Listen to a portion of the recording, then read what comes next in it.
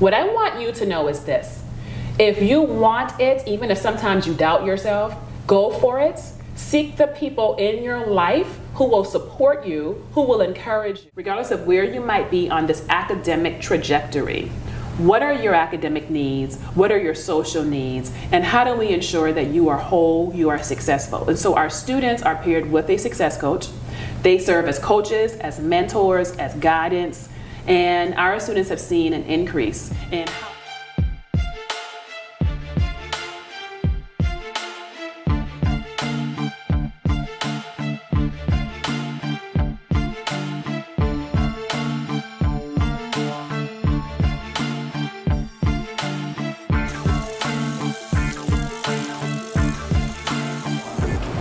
Well, thank you for being here. Well, thank you for having me. Yes. So tell me about JCSU.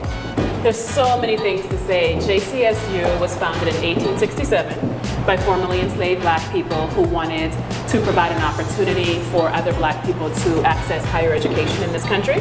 And since 1867, we've been providing transformative educational experiences to countless students. And I'm excited to be back here. Well, I thank you for having me again. Thank you so much. I'm looking forward to the conversation. Me too. Thank you. And we're back with the 15th president of Johnson C. Smith University. Let's get into the conversation at hand. Great. Dr. Kinloch, you're returning to your alma mater as the 15th president. How does it feel to step into this role at an institution where your educational journey has begun? So first, let me thank you for interviewing me and being here on the campus of Johnson C. Smith University. It feels great to be back at Johnson C. Smith University. I was a student beginning in 1992 here on campus and graduated in 1996, so I am a proud alum of JCSU. And stepping into the role as 15th president is really monumental. To have an alumni back at the helm. The first alumni who was president was Dorothy Kauser Yancey, and she was president when I was a student here. And to now take this position and to imagine what's possible for our campus, for our students, for the community, I think it's monumental and it's going to be a great experience. So you talked about, shaping this institution. What is your vision for JCSU, and what are the key areas that you aim to prioritize during your tenure? That's a great question.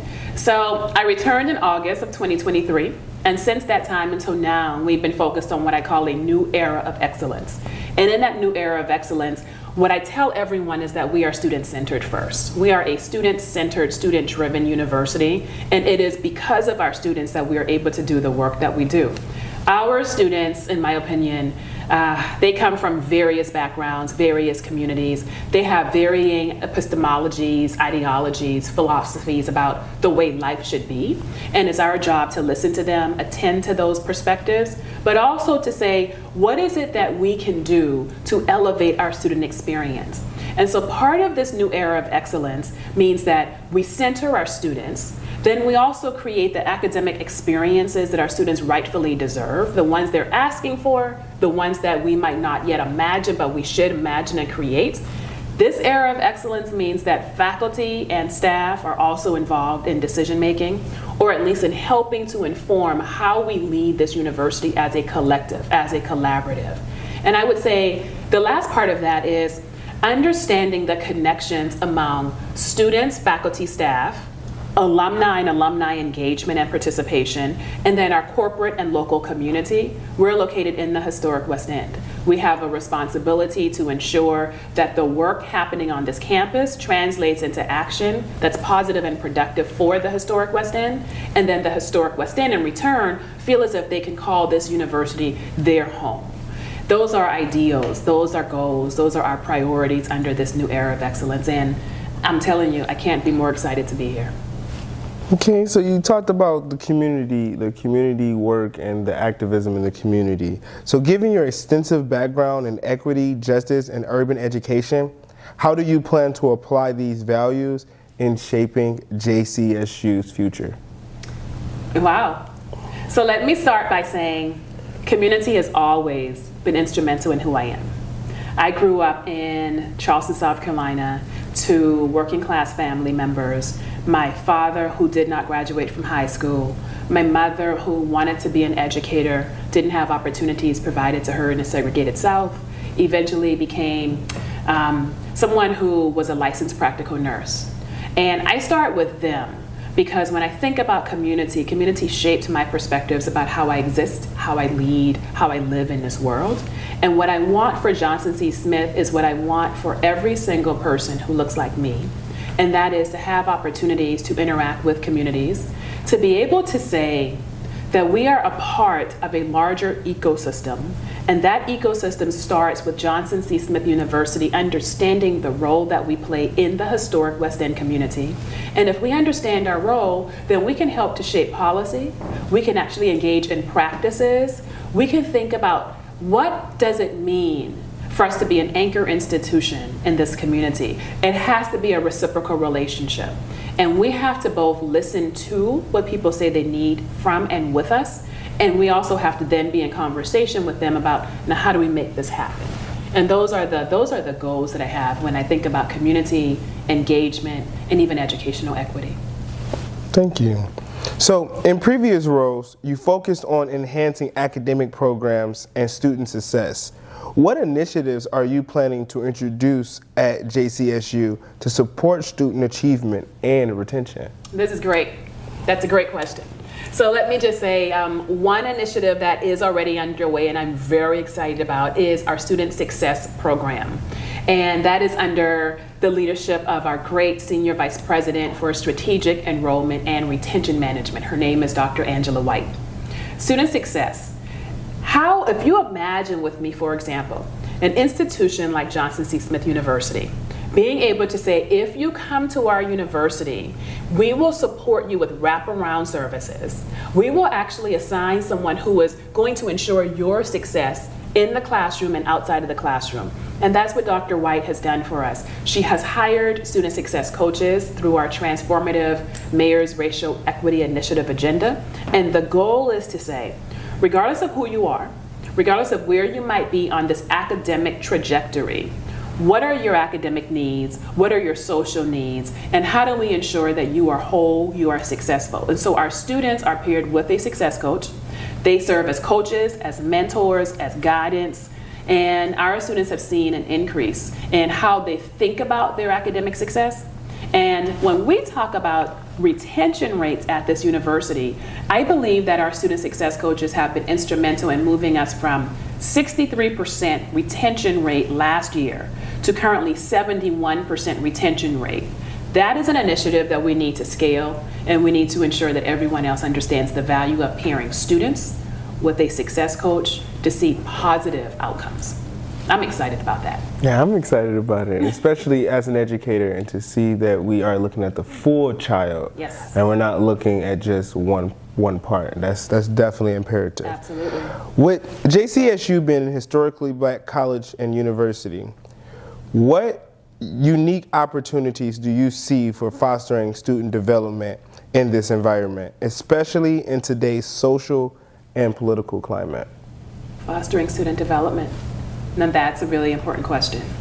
And then you mentioned, particularly in this political, social climate, I would say we have a responsibility, all institutions of higher education. And I'm going to talk particularly about Johnson Crane Smith University, since that's where I work. That's where the university that cultivated me to be this 15th president. And what I want to say is, when we talk about development, and in reference to students, we have to think, I think, about a number of things. We have to consider who our students are, what communities they're coming from, what their educational experiences have been from pre-K all the way to high school graduation and as they're about to enter into the university. And when we think about these factors, we have to really understand that it's important to listen to students. So what are the goals and the aspirations that students have for themselves? How do we understand that they are coming into a university setting to learn, to grow, but also to study? And a focus on studying, I think, is really going to be important as we think about development.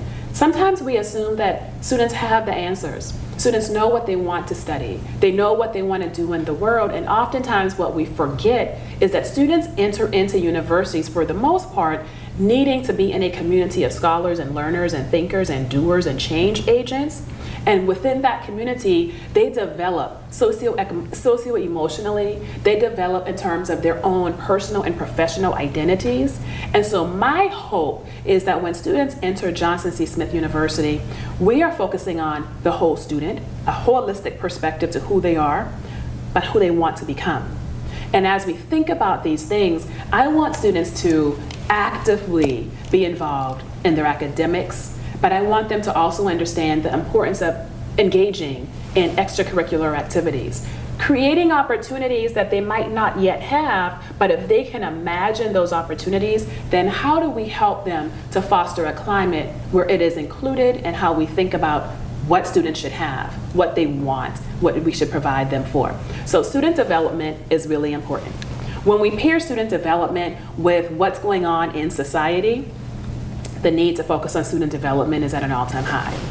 We can sit here and we can talk about the ways in which COVID and this pandemic altered the entire landscape of every society in the world. We can talk about that at the backdrop of also talking about how this pandemic created an increased hyper-visible sense of social isolation. Those are realities.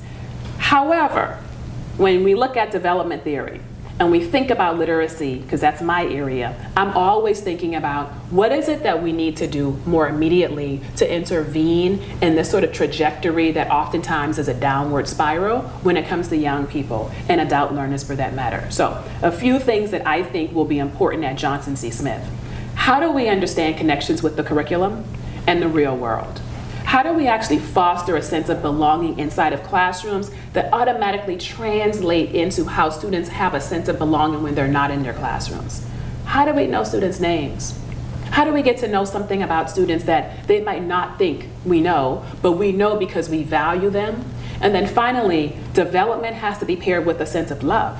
And it's not a sense of love, it's a sense, it's an act of love. If we love young people, if we love adults, if we love students, when we think about their development, giving someone a hug can change and move mountains. Saying to someone, I see you.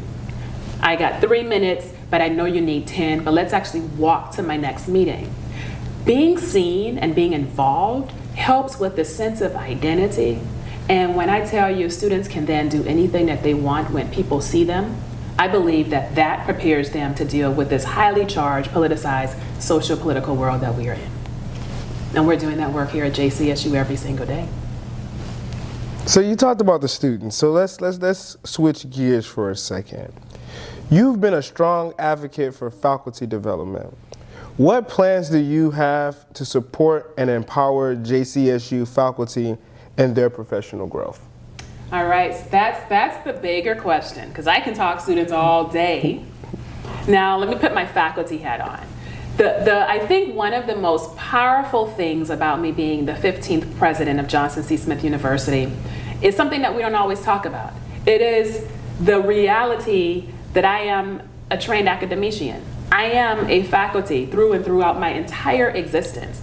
I started off as a tenure track faculty member at the University of Houston downtown, an open admissions university in downtown Houston, working with first year students all the way into professional students who did not yet receive a bachelor's degree, but were working in corporate America or in organizations for a number of years coming back to study. I left that context and I went to Columbia University Teachers College, where then I had an opportunity to work with folks who wanted to be teachers, who were teachers, or who wanted to become doctorate holding folks to go and change the world of higher education. Stayed in New York City for some years, and then I was recruited to Ohio State. I was at Ohio State as a faculty member and then eventually associate department chair, department associate dean for about 10 years. That took me to University of Pittsburgh, where I was dean of the School of Education, and now I'm here. I mention all of those things because when we talk about faculty, I think we need to understand the language of faculty. We need to understand shared governance. We need to understand the culture and climate that faculty need to be the best that they can be. And we also have to have tough conversations. We have to have difficult dialogues. How many students do you have in your class, and why do you not have more? How are you teaching your students by seeing students as human beings, not as people in the making, but people who already are made? How do you cultivate a sense of learning and love for the work that we are doing inside of classrooms and across this entire university community? What I want for my faculty at JCSU is simply this. I want them to see themselves as top performing faculty. I want them to understand that they should be competing with every other faculty across HBCUs and PWIs for that matter, and that we contribute to society. Like the research that they do, the teaching that they do in their classrooms, the engagement work that they're participating in, those things need to be elevated to the highest level, and we can no longer believe that the days of faculty leading, those days are over, because they're not. Faculty lead the discourse when it comes to what it means to live in a democratic society, what it means to teach students, and then how they themselves are always lifelong learners. I want that for my faculty, and I want them to believe that if they want that, they should stay here at JCSU. Thank you. So throughout this entire interview, we talked about community engagement and the importance of community engagement. And community engagement has been a central theme in your career. What role do you envision JCSU playing in the greater Charlotte community? And how might you strengthen ties with local organizations and partners? Community is fundamentally important to me.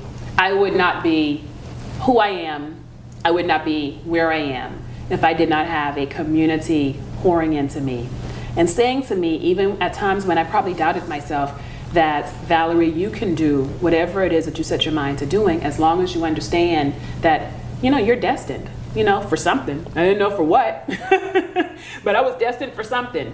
Some people might say you're destined for greatness. I would say, I think my community taught me and always believed that I was destined to go out there and change part of the world to make it better for someone else. And whether that is greatness, whether that's goodness, whether that's just living life, it is intentional. And so when I think about community and JCSU's role, that's what I want for us. I want students and faculty and staff coming here understanding that the world does not start and stop with us, that we are a part of a larger ecosystem, and that ecosystem must do this. To give you some particulars, it must understand that the community beyond the gates of JCSU are as important as the community within the gates of JCSU. The way that I see students, faculty, and staff when I'm across campus, that's the same way I see people in the community, because if we can see ourselves in other people, then they can see themselves in us, and then at that point we go in and we work collectively to change the world for everyone else. More strategically, when I think about community and JCSU, I sit on various boards. One is the CELC, Charlotte Executive Leadership Council, and it's a group of folks who get together at the highest level in these organizations, CEOs, and we meet, we talk about how to improve Charlotte. And from my vantage point, it is, how do I help to improve and enhance Charlotte through higher education? One way of doing that, I want more students in internships in uptown businesses. I want to have more students getting internships, successfully completing internships, but also being offered full-time employment after they graduate from Johnson C. Smith. So when we think about community, it is a larger perspective in terms of, I want this university that I love through and through to be the anchor institution in the historic West End. And in order for us to be the anchor institution, we need to understand all of the businesses, all of the challenges, and understand them as opportunities for growth. So that's a long way of saying community engagement for me means that every person's voice is included, that we see every single person, and that we learn to work within and far beyond the gates of JCSU. And that's the only way we're going to change. That's the only way we're going to improve. And that's the only way that uptown, surrounding communities and neighborhoods will really begin to understand the value of higher education in this country. And we can do that at 100 Beatties Ford Road. That is true. You co-chaired Remake Learning, an organization focused on innovative learning practices. Are there any innovative community engagement models or ideas you would like to bring to JCSU? Absolutely, absolutely. So you went all the way back to my days in Pittsburgh and Remake Learning. So I was one of 3 co-chairs of Remake Learning, which is a network of people, organizations, and communities that span the state of Pennsylvania, particularly the western part of the state. And as co-chair of Remake Learning, it was an important part of how I think about designing and redesigning learning. And not education. We were intentional. It's remake learning, because learning happens everywhere. Education oftentimes feels like it happens within a school building or a university context. The thing that I take from my time with Remake Learning, and frankly for that matter, the University of Pittsburgh, and all of these other places where I worked, is thinking about designing systems that are sustainable. Thinking about the ways that systems have to incorporate human existence. So what I want to bring from that experience, they have moonshot grants. And it's like, you ask organizations to think big and apply for a moonshot grant. Like, you have one shot at getting this big thing. I want to bring that here. I want to be able to support moonshot grants focused on collaborations across what's happening at the university and in the community, and a collective sort of perspective.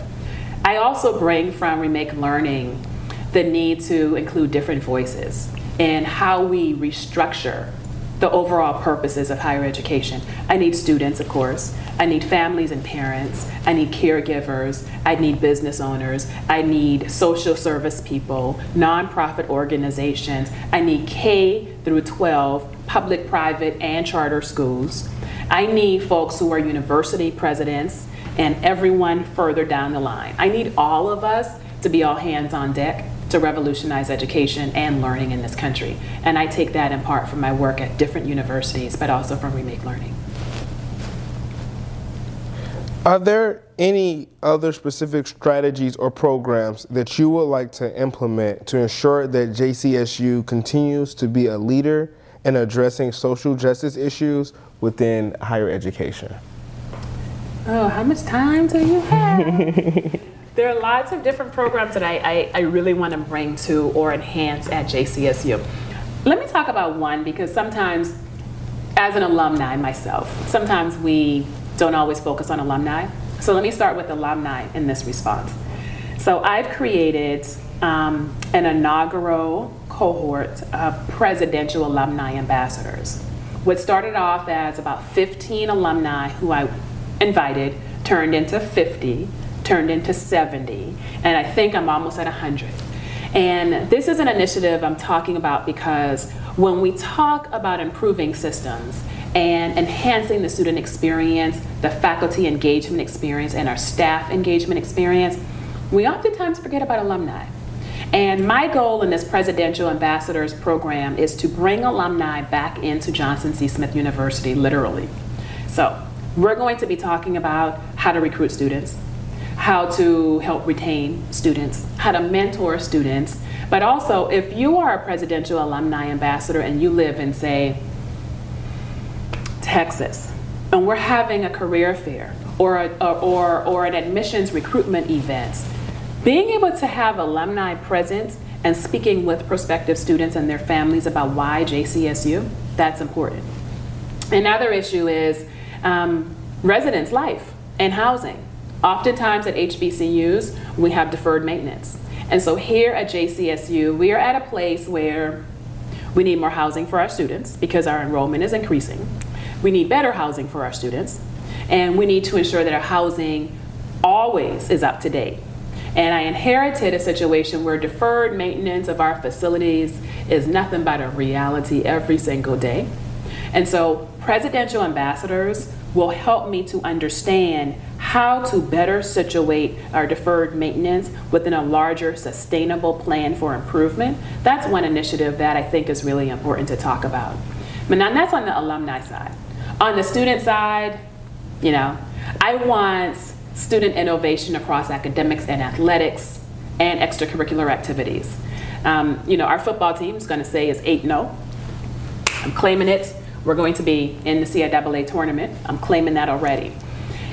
But when I think about athletics, it's not just about what people see, the sport itself. It is about the culture and the climate that is created around athletics. It is how students are engaging, even if they're not playing in a sport, they're supporting each other. I want to see more focus on the student experience inside and outside of the classroom, to include our athletics, to include our band program, our choir, to include track and field and everything in between.